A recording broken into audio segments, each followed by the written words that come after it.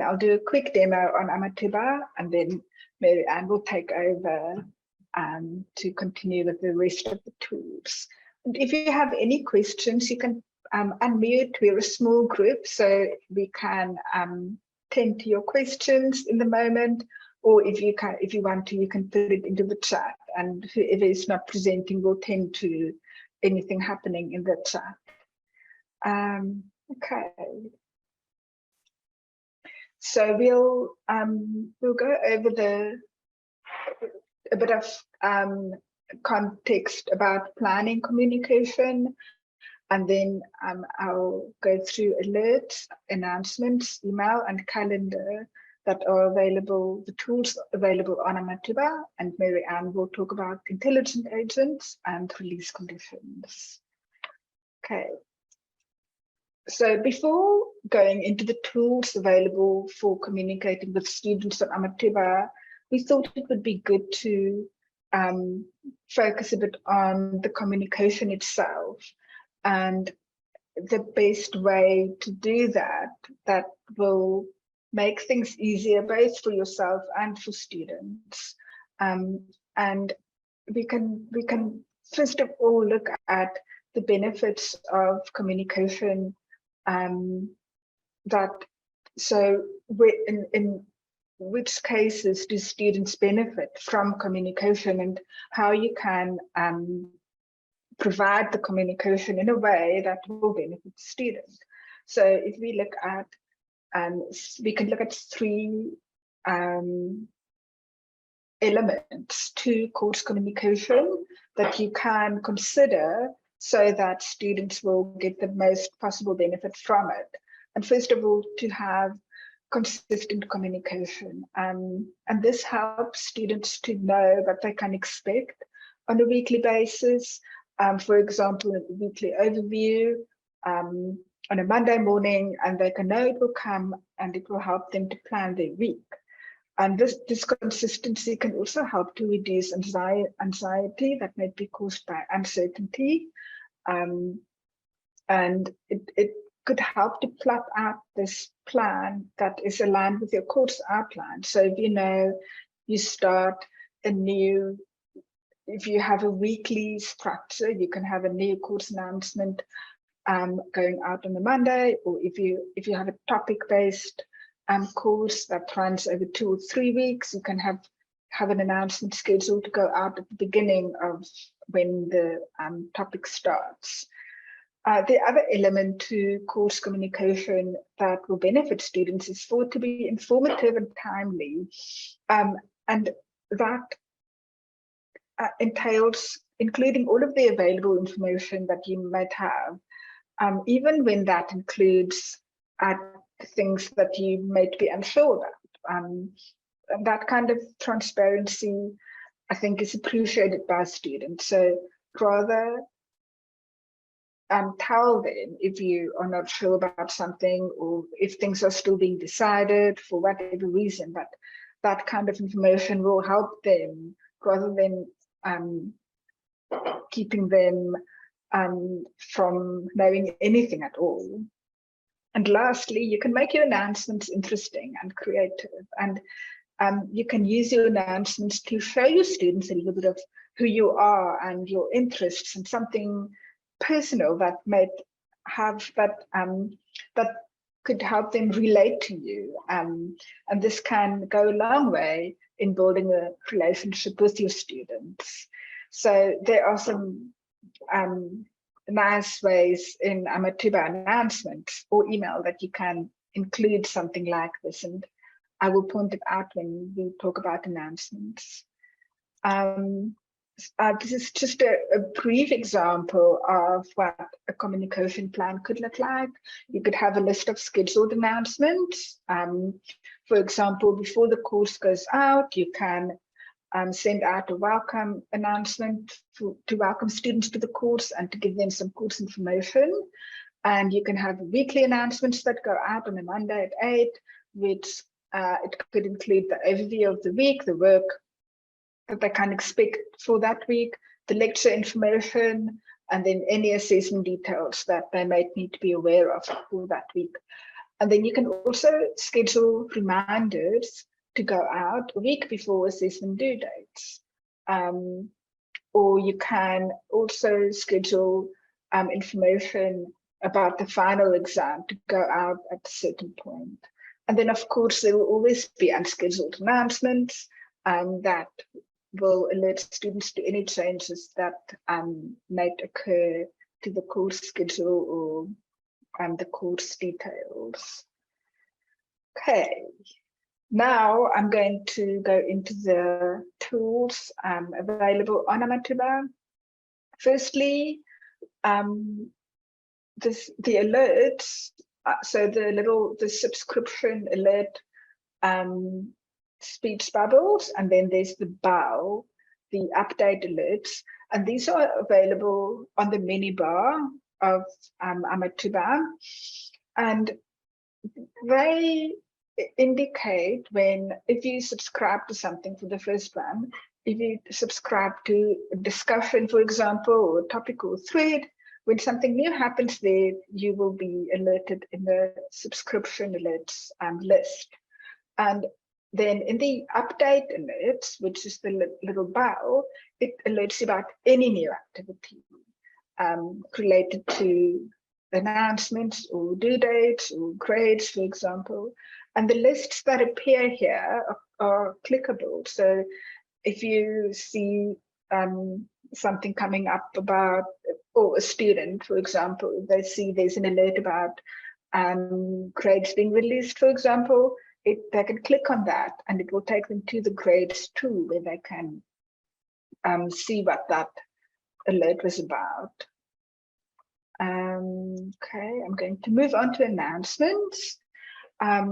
So same as Villa, the announcements, sorry, this is still Brightspace. It's meant to be Amathuba now. So the tools in the announcements tool in Amathuba is very similar to the announcements tool in that you had in Villa, including some new items that you have access to. So the announcements will be displayed on the course homepage. So whenever a student logs into your course on Amathuba, it will show the announcements, the latest announcements will appear on that page when they enter the course page. Then you can also create, copy, delete, or edit an announcement, and then also save the announcement as a draft or publish it, or you can schedule it to go out at a certain date. Then the new elements in Amathuba includes recording audio or video right in the announcements tool. So you can just click a button and the microphone or the camera will appear so that you can record the audio or video, which can create a nice personal message to students and a little bit different from the text announcements that they always receive. Then you can also reorder announcements in the announcements tool and restore a deleted announcement. You can search for an announcement using the search bar. You can also dismiss an announcement. This happens on the course homepage when you can read through the announcements right on the course homepage and dismiss them once you've read them. Dismiss doesn't take them away entirely, it just takes them off of the list. Then you can also action a major edit to an announcement, which will release the announcement again. And then you can set release conditions with announcements. And release conditions will be covered a bit later by Marianne. Okay. Then the next tool I want to talk about is the email tool. And this is available as a little button on 3 pages in Amathuba. So when you go into the class list, when you go into groups, and when you go into grades, you'll be able to see that little email button on those pages. And from there, you can select to email individual students, or multiple students, or a group of students, or the whole class. And then something to take note of, that email is only for outgoing messages, not for incoming. So they won't be able to reply to your email. It has a no response kind of address. And then also there are no record. There's no record of emails sent on Amathuba. Not like announcements will have a record of the announcement sent, but there's no record of emails. And if you want to keep track, we advise that you include yourself in that email. You can BCC or CC yourself so that you have it on your side as well. Okay, lastly, I want to talk about the calendar tool. So this is, I think, quite more modern than the Vula calendar tool. And I hope students and lecturers will use it quite a bit in Amathuba. So the calendar tool is a space where students can view all of their courses that they are enrolled on, or they can select, so they can see all of their calendars on one calendar, or they can only see one.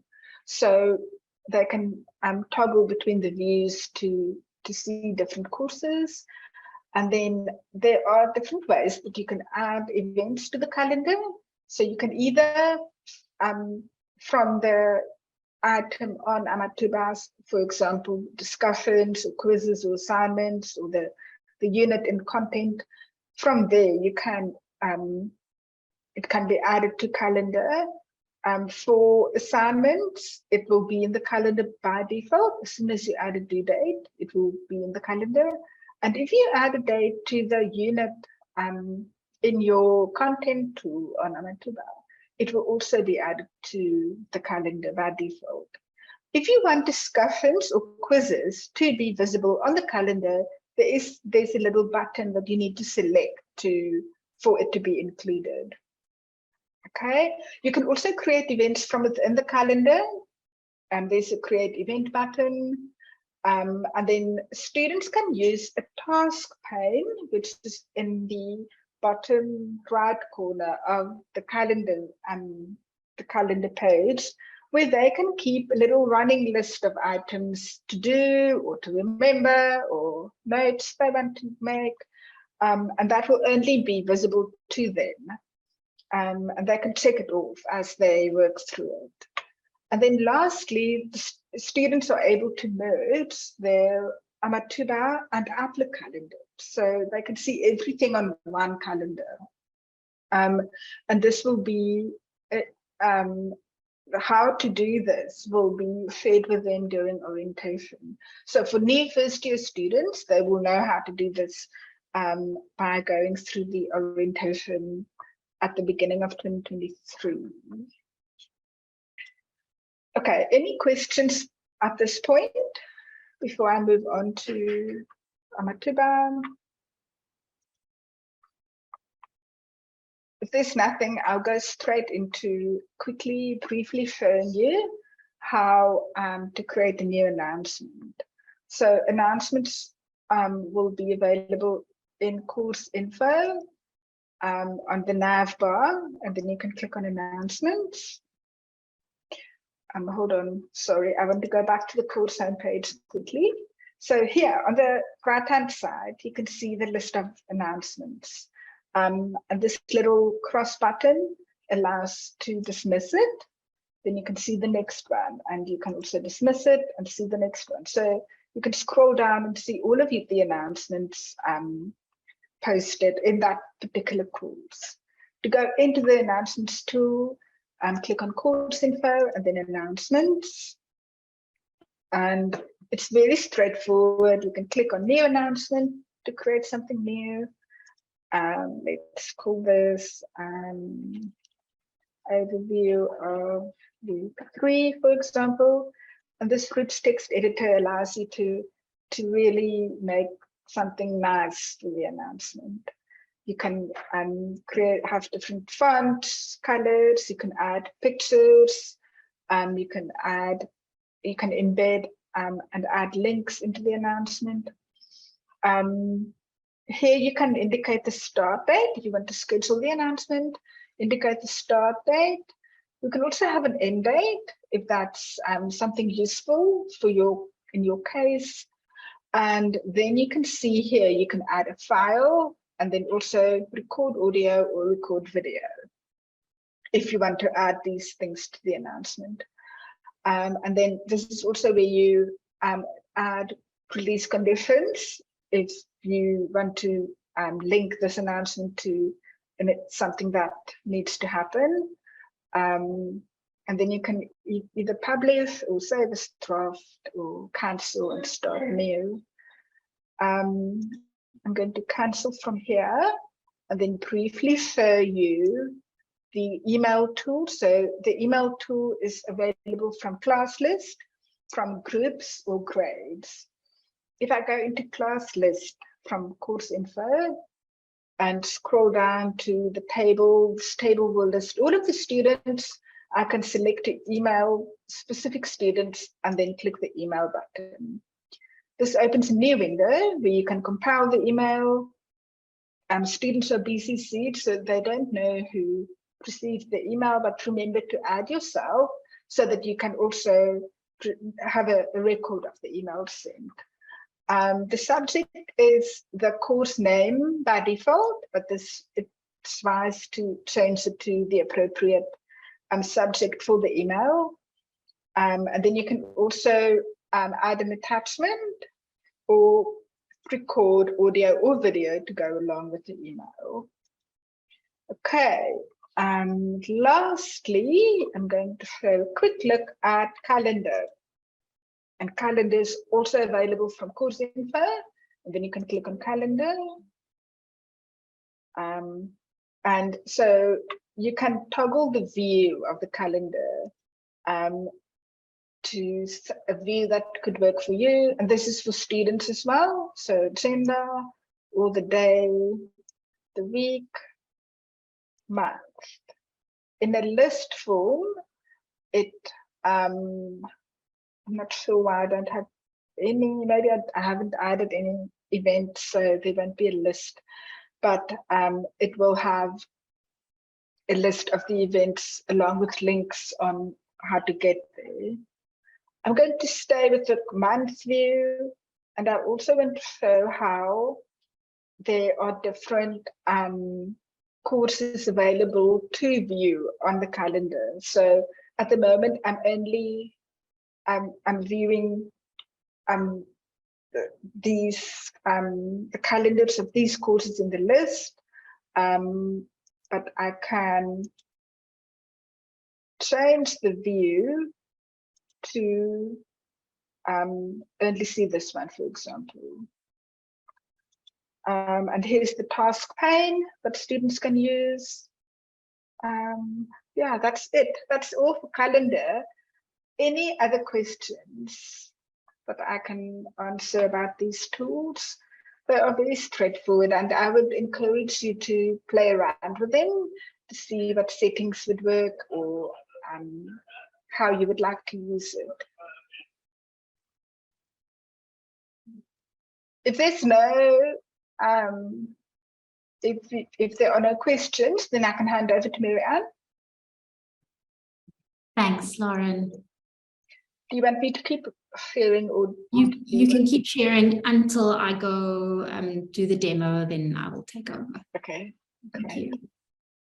Good afternoon, everyone. So I'm going to be taking you through Intelligent Agent and release conditions, and they do work together.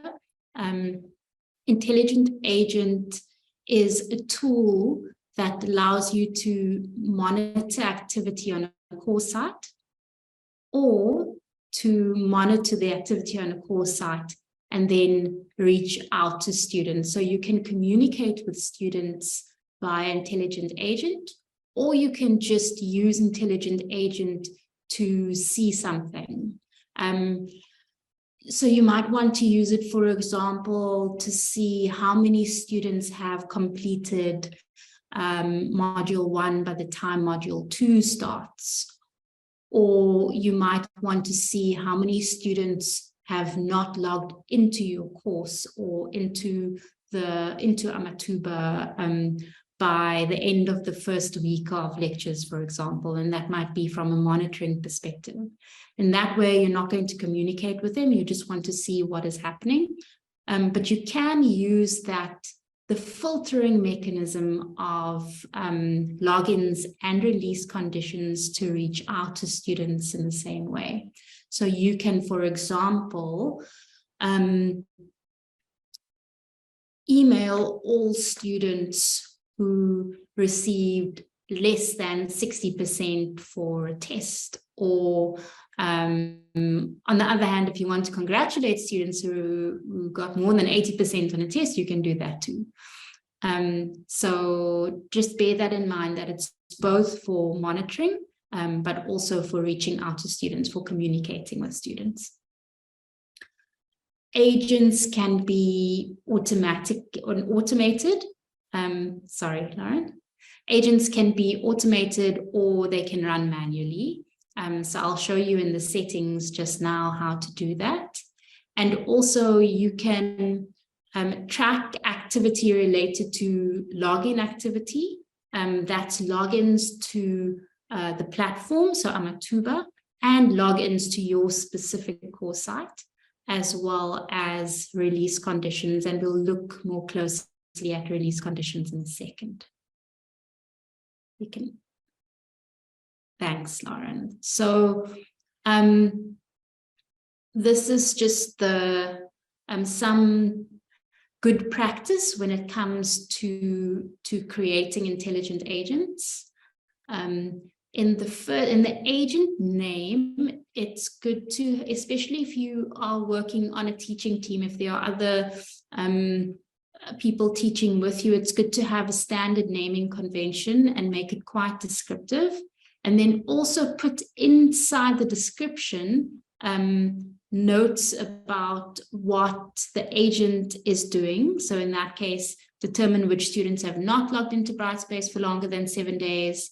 And this is information, students will not receive an email. And then also note what needs to change. Because if you schedule an agent to run automatically, which actually I wouldn't recommend, because it just runs and runs and students receive more and more spam.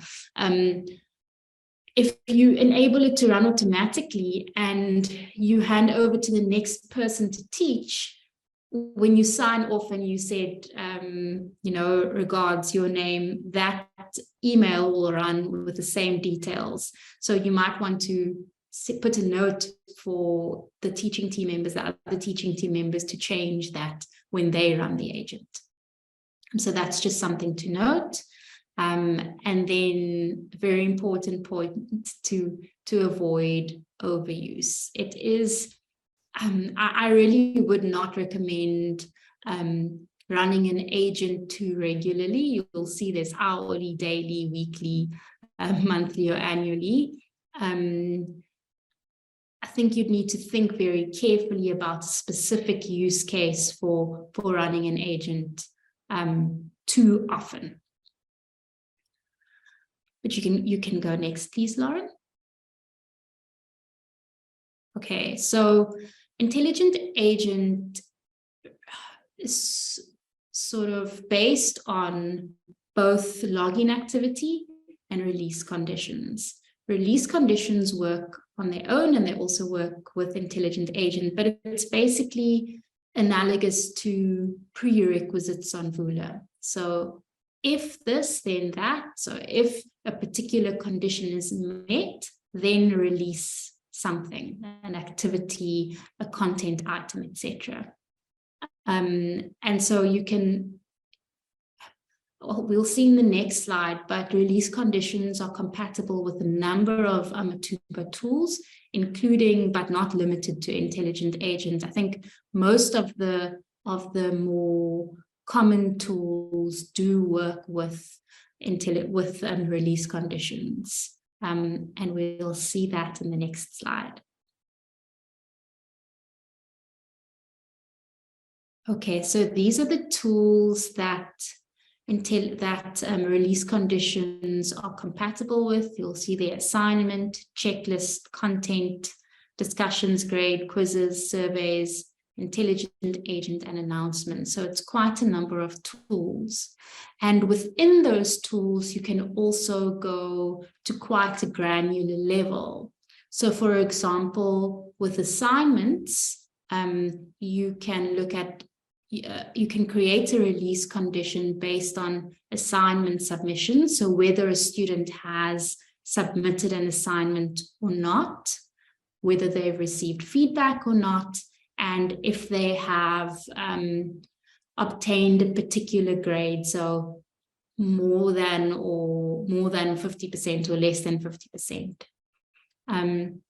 With checklists, you can do checklist completion. So you can run a release condition based on checklist completion, but also completion of a particular checklist item.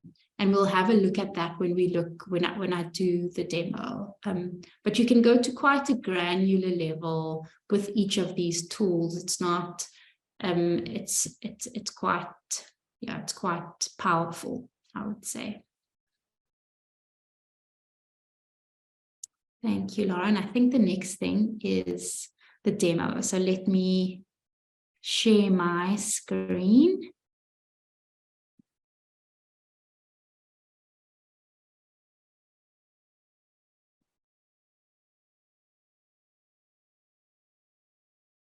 Okay, can you see my screen? Okay, thank you. So Intelligent Agent can be found under Manage Course. Here it is. Release conditions can be found within the tools that they exist. So they can be found in Intelligent Agent, for example. But if I go to Content,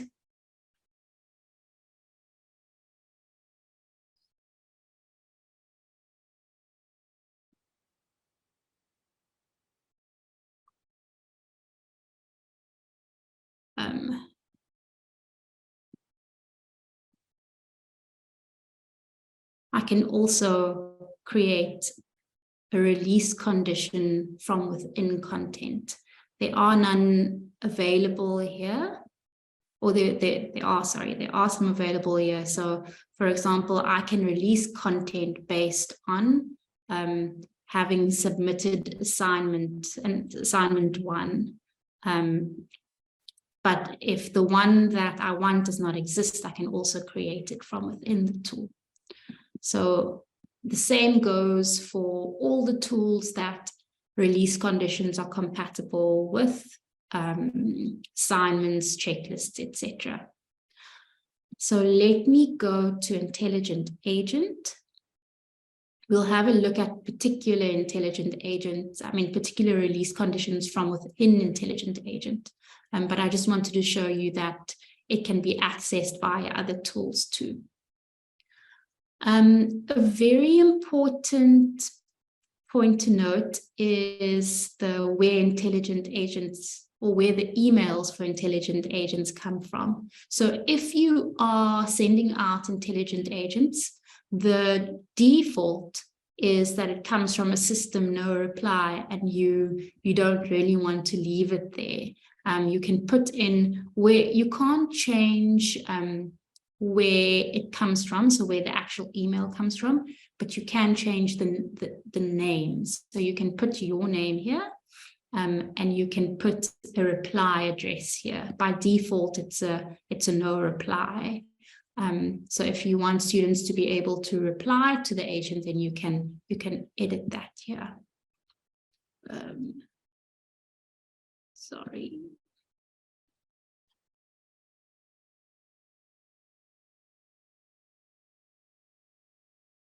Okay, so I'm just going to go through the agent. To save time, I'm going to go to one that's already been created. So these are the options when you create a new agent. You put in the name, there's an optional description, and there, remember, it is it's useful to put what needs to change every time you run the agent, especially if you're going to run it throughout the life cycle of a course and you have more than one person running the course. This is also optional, but you can add categories. So for example, if you have a category, if you choose to follow up every time someone doesn't submit an assignment after the due date, you can have categories, or you can have maybe categories if you are different people running the course and you want to run your own personal agents. You can have categories for the teaching team, etc. However you want to set that up, but that is entirely optional. The agent won't run unless this box is checked. So the status is that the agent is enabled. Otherwise, it is created, but it is not enabled, so it won't run.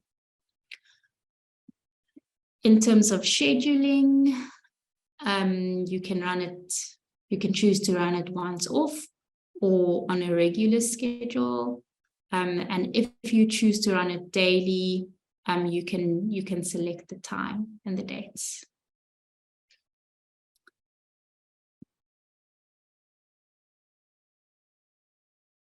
And then you can also set the criteria. So if you want the agent to go to all users in the class list, you select all, but it's more likely that you want it to go to specific user roles. So of course, a lecturer or a tutor would not have submitted an assignment, so it's senseless then sending them an agent saying you've not submitted your assignment, so you can select the role here, student. I think most of the time you'd want to send it to students only. Or perhaps guests as well, if some of your students are guests. So this is where you decide the criteria for your agent. When will it send? As I said before, you can set it on login activity. So the user has not logged in the last 7 days, for example, or the user has logged in the last 3 days.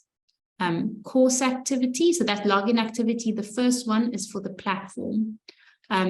The second one here is for course activity. So have they accessed your course in the last X number of days? And then here, this is for release conditions. So you can create release conditions, and it's probably worth having a look at that now. So here, for example, these are all the categories of release conditions, and you can see the level of granularity here.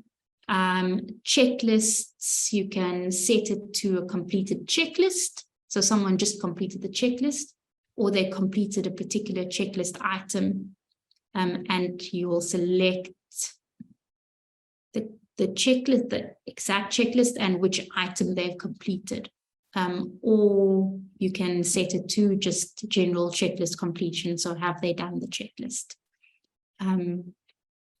Class list, you can set group enrollment, for example, or roles, as we saw, date of enrollment. Content, you can send agents or run agents based on whether someone has visited a content topic or someone has completed a content topic. Grades, the final score or grade value on a particular item, or if they've not received a grade, maybe you want to send them information on why they've not received a grade, etc. So there are quite a number of categories that you can base release conditions on, as you can see.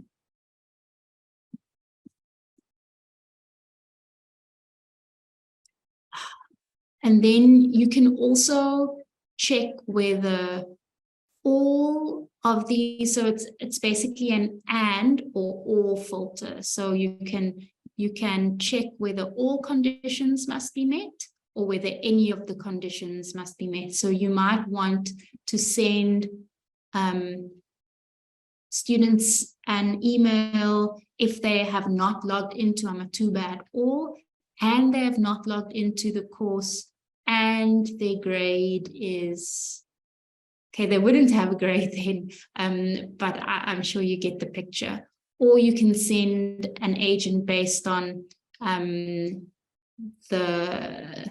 they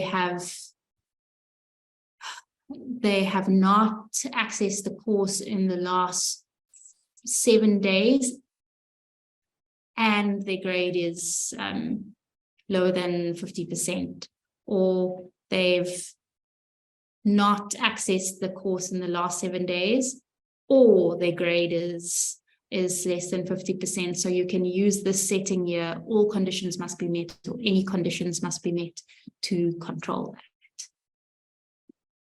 Okay, there's some more settings here. So the first thing is you can determine when the agent is repeated. So you can select whether the agent is repeated only the first time the agent's criteria is met, or every time the agent is met. So if, for example, you select daily, you want to send a daily agent, which again is not recommended, but if you did that, then if someone meets the criteria again and again, they'll receive it every day. If this item is checked, they'll only receive it once if the first one is checked, only the first time the agent's criteria are satisfied. And then, as I mentioned, you can choose to send an email or not. So if you don't want to send an email and you just want to run the agent, then you will get a report. So you would save and close and you'd get a report. If you want to send an email, you select send an email when the criteria are satisfied, and then you can use this interface to send an email. You can use replace strings. So for example, here, in order to send the email, you should put into a student, you should put in the initiating user. So in all the users who satisfy that criteria will get the email if you use initiating user. You can also use replace strings in the email. So you can say, these are the replace strings that you can use. So you can, for example, say, hello, initiating user first name. That will lead to this. It's saying hello, Lauren, or hello, Anna. If those are the people who've satisfied the criteria of the agent. And just to note that the replace strings for the email address found here, and the replace strings for the subject and for the message are found here. So you can always have a look at those if you forget. It's not necessary to remember the replace strings. So the org unit, for example, is, I believe, the course code. I mean, the org unit code is the course code, and the name of the org unit would be the name of the course. So, for example, you could add that in the subject to say reminder for MAM 1010F, if such a course exists. Okay, so you can add attachments. You can select whether you want to send the email in HTML format or plain text, and you would save and close. Oh, sorry, I obviously did something here. Let me uncheck those.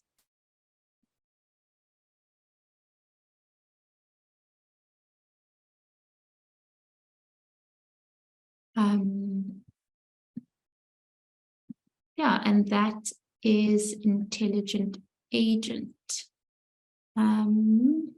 if you want to run the agent, sorry, this is quite important. So if you want to run the agent, you can run it here. So you can say you create it, and then you select here to say run now. You can also do a practice run where you won't get the, where nothing will be sent, but you will see that it is run. And there are various options here, but the action would be to create the agent and then run it from here. And then it runs in the background. It will take a little while depending on your list, so how long your list is.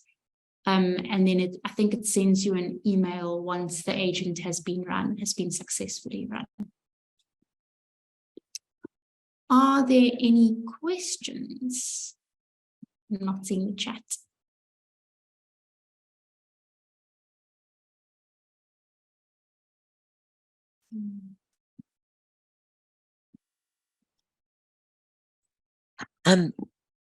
Hello.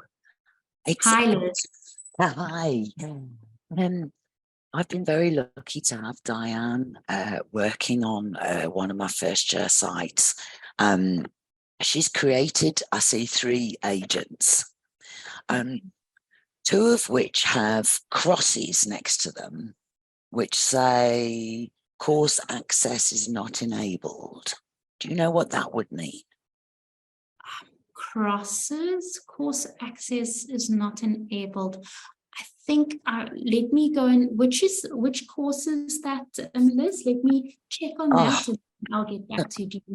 One of the philosophy courses, or will Diane know? It's 1025F for Freddie, obviously. HI 1025F. Okay, I'll go check on that, Liz. So you mean in the screen? So let me just share my screen again quickly. In this screen, it's got an X somewhere. Yes, like that one. Oh. I actually do not know, but I will come back to you. So, it says here, reminder assignment 1, email is not enabled. I think what it might be doing is the agent is not enabled. Okay. Yes. So it's just telling you that it is not enabled.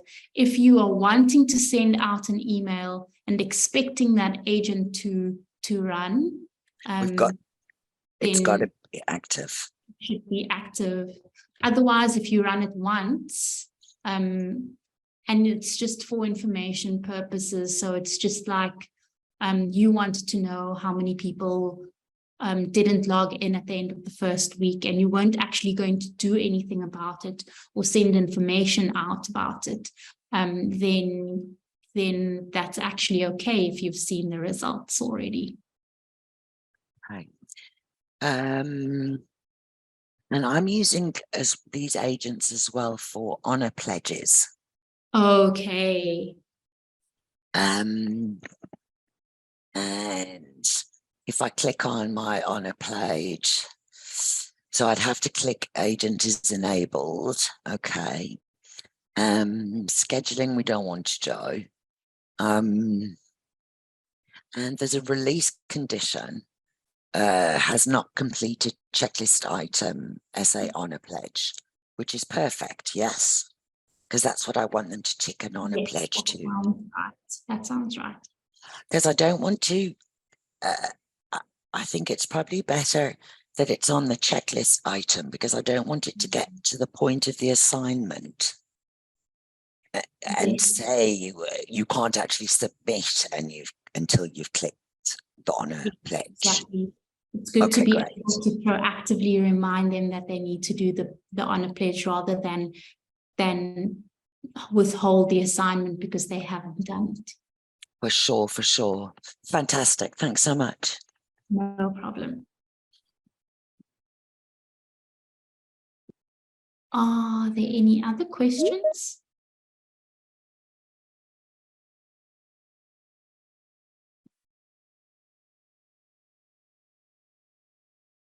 Doesn't look like it, Miriam.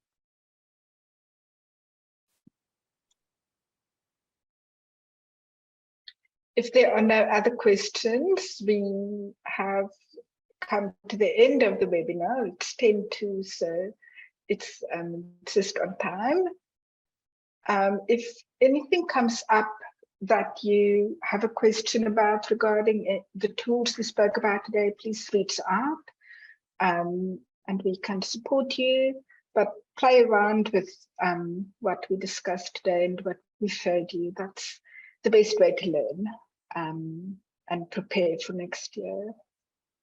Okay, thank you so much, everyone. Have a lovely afternoon.